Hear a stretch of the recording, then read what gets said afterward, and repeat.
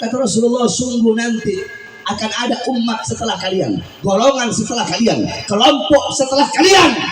Kelompok tersebut, umat tersebut yang sesudah kalian, yakni sesudah para sahabat.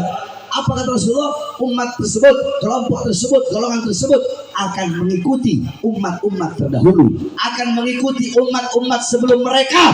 Mereka ikuti umat-umat terdahulu, sejengkal demi sejengkal, selangkah demi selangkah mereka ikuti. Bahkan sekalipun umat terdahulu masuk ke dalam lubang dob, mereka akan ikut masuk ke dalam lubang dob. Apa itu dob? Dob itu saudara-saudara binatang kadal sejenis kayak biawak, cuma bukan biawak. Kalau biawak warnanya hitam ke coklat-coklatan, kalau dob itu warnanya coklat ke kuning-kuningan. Kalau biawak itu bahasa Arabnya warrol, ekornya mulus. Kalau dob ekornya itu berduri-duri. Kalau biawak itu suka makan binatang, kanibal. Kalau dob suka makan tumbuh-tumbuhan. Biawak hidupnya di dua alam. Kalau dob hidupnya di padang pasir, di gurun. Kalau biawak hukumnya haram dimakan. Kalau dob itu hukumnya halal, karena ada takrir dari Rasulullah. Satu saat ketika para sahabat memakan dob, Rasulullah membiarkan, tidak memerintahkan, tidak juga melarang. Itu namanya takrir atau ketetapan dari Muhammad. Pertanyaannya, kenapa Rasulullah mengumpamakan lubang dob? Bukan lubang semut, bukan lubang ular, bukan lubang kalajengking. Kata para ulama ahli hadis, karena dob, binatang dob itu dia kalau bikin lubang, lubangnya sulit, lubangnya sukar. Jadi lubangnya itu sulit, ke kanan, ke kiri, ke bawah, ke atas. Nah, maksudnya apa?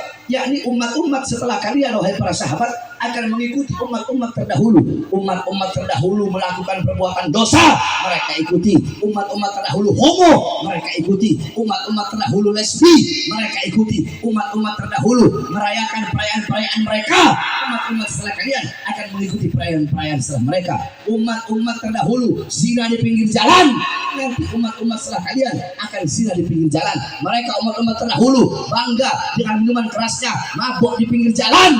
Umat-umat setelah kalian mereka mabuk di pinggir jalan. Sekalipun umat terdahulu masuk dalam lubang dob, mereka ikuti. Semuanya mereka ikuti. Gaya berpakaiannya, cara hidupnya, pola pikirnya, semua mereka ikuti. Pertanyaannya, para sahabat bertanya, ya Rasulullah, apakah umat terdahulu yang mereka ikuti itu adalah orang-orang Yahudi dan orang-orang Nasrani? Qala faman. Kata Rasulullah, faman, siapa lagi kalau bukan Yahudi? Siapa lagi kalau bukan Nasrani? Bukankah kalian lihat kemarin malam tahun baru? Kemarin malam tahun baru saya ceramah 5 tempat. Ketika saya ceramah di Jakarta, saudara-saudara, saya ceramah di Jakarta, kemudian di tempat-tempat yang lain. Malam tahun baru, bukan hanya di kota-kota besar, di desa-desa, di kampung-kampung, saudara-saudara. Malam tahun baru, atau malam Valentine, atau malam Natal, atau setiap malam minggu, yang dimana ini adalah hari-hari besar orang kafir, yang dimana ini adalah perayaan-perayaan orang Barat.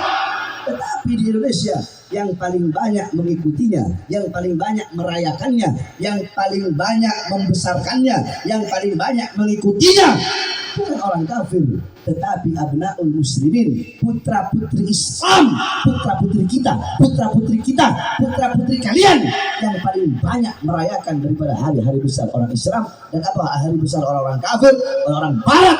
Dan itu telah Rasulullah sampaikan 1400 tahun yang lalu. Oleh karenanya kita bersyukur dengan adanya majelis-majelis taklim, majelis-majelis ilmu seperti ini.